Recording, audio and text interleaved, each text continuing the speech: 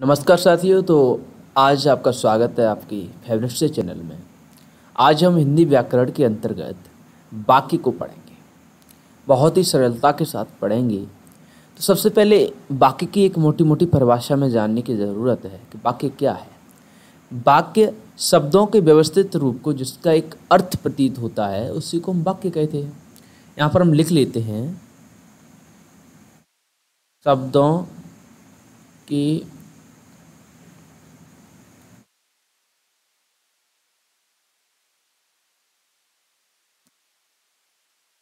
जिसका कोई अर्थ प्रतीत होता हो।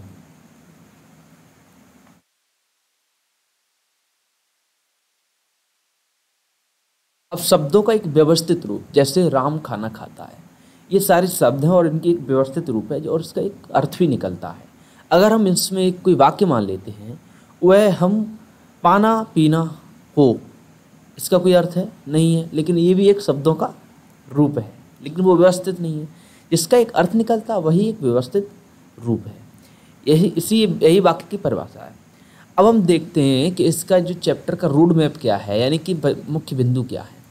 अध्याय के मुख्य बिंदुओं पर हम विचार करेंगे। तो सबसे पहले हम वाक्य के अंग पढ़ेंगे, उसके बाद उपवाक्य पढ़ेंगे, उसके बाद हम वाक्य पढ़ेंगे। तो सबसे पहले वाक्यों के अंग को हम देखते हैं। वाक्यों के अंग के दो भाग हैं, एक उद्देश्य होता है, एक विधेय होता है। उद्देश्य और विधेय को पढ़ने से पहले हम एक एग्जाम्पल को ले लेते हैं, जैसे राम खाना खाता है।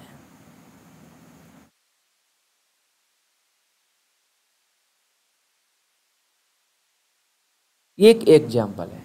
अब हम पहले विधेय की परिभाषा, उद्देश्य की परिभाषा देखते हैं। उद्देश्य क्या है? उद्देश्य जिसके बारे में वाक्य में कुछ कहा जाए।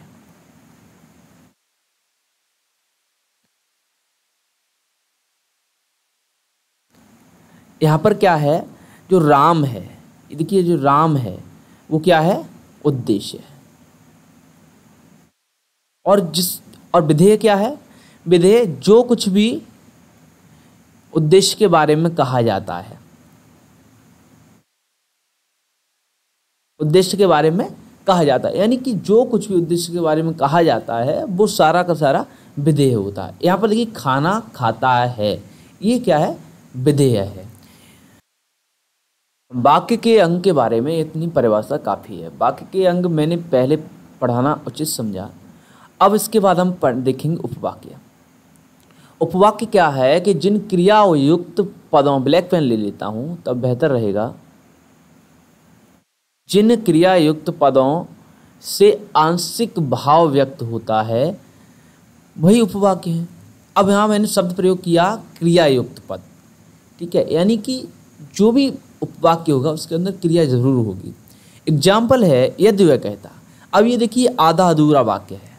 आधा अधूरा जो वाक्य वही उपवाक्य होता है। यदि वह कहता तो क्या करता, आगे की कोई बात नहीं बोलेगी, यानी कि एक आंशिक भाव पैदा हो गया है। अब इसके दो एग्जाम्पल हैं, प्रधान उपवाक्य और आश्रित उपवाक्य। इसको हम एग्जाम्पल के अंदर बाद में देखेंगे, जैसा ये मैंने नीचे लिख रखा है। उसके पहले इनका हम परिभाषा लिखते हैं। प्रधान उपवाक्य वे उपवाक्य होते हैं जो दूसरों पर आश्रित नहीं होते हैं।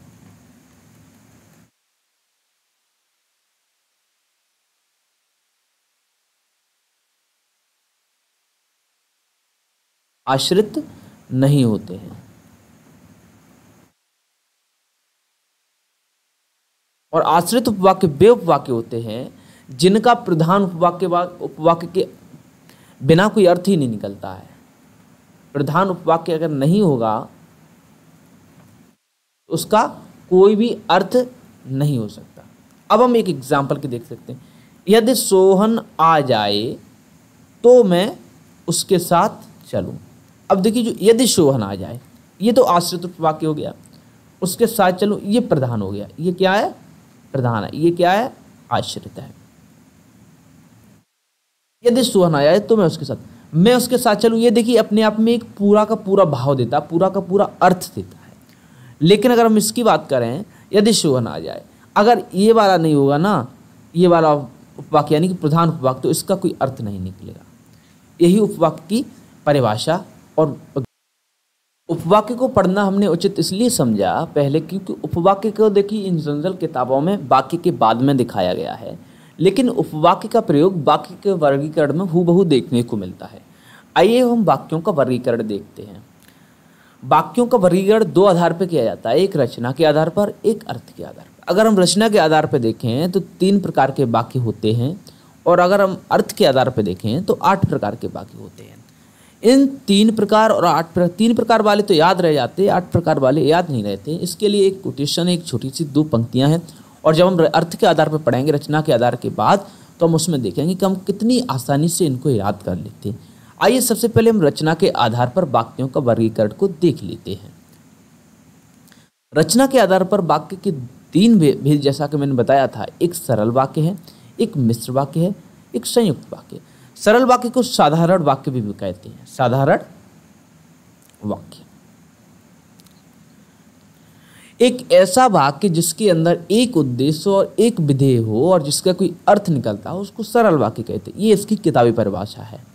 एक उद्देश्य प्लस एक विधेय और वाक्य निकल आए, उसी को हम सरल वाक्य। जैसे राम जाता है, अब देखिए राम उद्देश्य हो गया और जाता है विधेय हो गया, इसीलिए इसको एक सरल वाक्य कहते हैं। अब बात आ रही है मिश्र वाक्य और संयुक्त वाक्य की। ये दोनों आपस में बहुत कन्फ्यूजिंग रहते हैं कि कौन सा मिश्र वाक्य है और कौन सा संयुक्त वाक्य, इसीलिए मैंने इन दोनों को एक ही स्लाइड में रखा है। आइए उनको विस्तार से पढ़ते हैं। मिश्र वाक्य और संयुक्त वाक्य को संयुक्त रूप से इसलिए हम देखना चाहते हैं क्योंकि इनके बीच में एक बहुत छोटी सी दीवार है, यानी कि बहुत छोटा सा अंतर है, जिसको पहचानने में हमें थोड़ी दिक्कत होती है। आइए हम इसको बेहतरीन से समझने का प्रयास करेंगे। आइए सबसे पहले मिश्र वाक्य को देखते हैं और संयुक्त वाक्य को भी साथ ही देख लेंगे। देखिए क्या होता है, इसमें एक प्रधान उपवाक्य और दूसरा आश्रित उपवाक्य, यानी कि प्रधान उपवाक्य और 2 आश्रित उपवाक्य जब दोनों मिलकर मिश्र वाक्य को बनाते हैं, इसमें जो शब्द मिलने वाले होते हैं, जैसे कि जो वह जितना पाओगे उतना बोओगे, मतलब ऐसा है ना, जितना बोओगे उतना पाओगे, जैसे कहोगे वैसे सुनोगे, जब आओगे तब जाओगे, जहाँ रहते हो वहीं रहो। अगर ऐसे ऐसे जब योजक शब्दों का प्रयोग होता है तो उसको मिश्रित वाक्य बोलते हैं।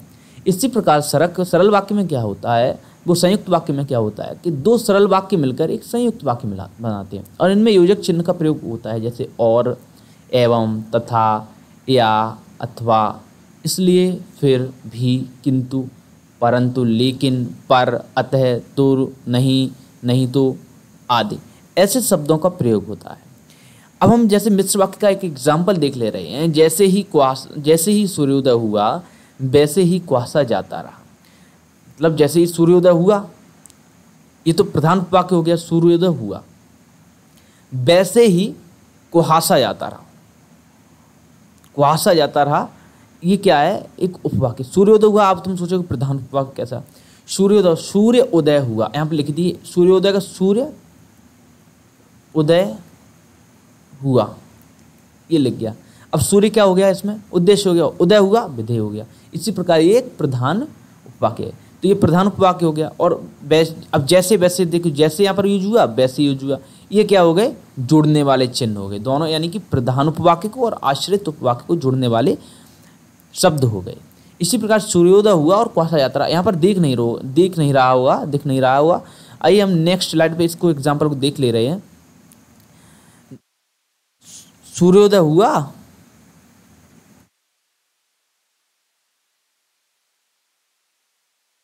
और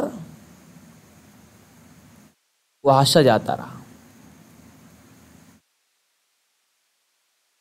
ये भी देखिए एक सरल वाक्य, ये भी एक सरल वाक्य। सूर्य उदय हुआ, कुहासा जाता रहा, और यहाँ पर योजक शब्द आ गया।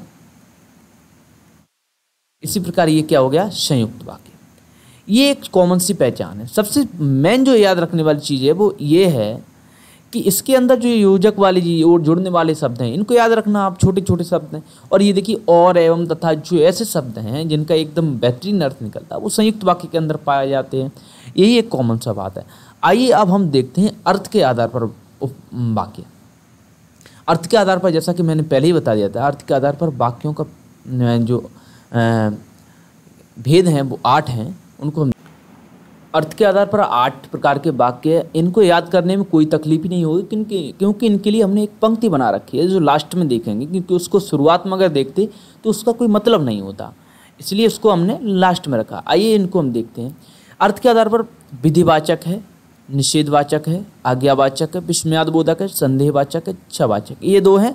और 2 और हैं, संकेतवाचक और प्रश्नवाचक, उसको हम अगली स्लाइड में देखेंगे, पहले इनको देख लेते हैं। तो विधिवाचक क्या होते हैं? जिनसे किसी कार्य के होने का बोध होता है, कार्य के होने का बोध होता है, वो विधिवाचक हो। जैसे श्याम आया, तुम लोग जा रहे हो, यानी कि ये कोई कार्य के होने का बोध हो रहा है, इसीलिए। इसी प्रकार निषेधवाचक, जिसमें किसी कार्य के न होने का या किसी काम को करने के लिए इनकार का बोध होता है, उनको हम निषेधवाचक वाक्य बोलते हैं। जैसे मैंने खाना नहीं खाता हूँ, मैं खाना नहीं खाता हूँ, मैं वहाँ नहीं जाऊँगा, मैं यहाँ नहीं रहूँगा, ये इत्यादि जहाँ पर नहीं शब्द का प्रयोग हो जाता है उनको हम निषेधवाचक बोलते हैं, और उसको आराम से किया जा सकता है, ये थोड़ा सरल है।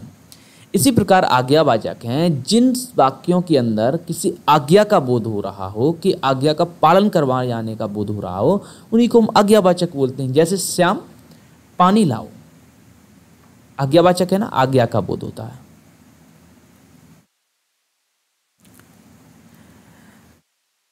अनुराग बैठकर पढ़ो, आज्ञावाचक है ना, एक आज्ञा दी है, किसी बड़े ने कहा है आपको, ये जो मतलब ऐसा महसूस हो कोई बड़ा बोल रहा है, कोई बड़ा किसी काम के लिए बोल रहा है, वहीं पर आज्ञावाचक वाक्य होता है। इसी प्रकार विस्मयादिबोधक, ऐसा वाक्य जिसके अंदर कुछ विस्मय जैसा, मतलब एक आश्चर्य जैसा पैदा हो, अरे यहाँ पर ये वाला चिन्ह आएगा, अरे वो तीड़ हो गया, एक विस्मय हो गया ना, क्योंकि वो ऐसा महसूस हो रहा था किसी व्यक्ति को, वो बंदा वो उत्तीर्ण नहीं हो पाएगा, यानी कि सफल नहीं हो पाएगा, लेकिन वो सफल हो गया, अरे वो उत्तीर्ण हो गया, ये विस्मयादिबोधक हो गया, इसमें किसी विस्मय की बात करी जाए।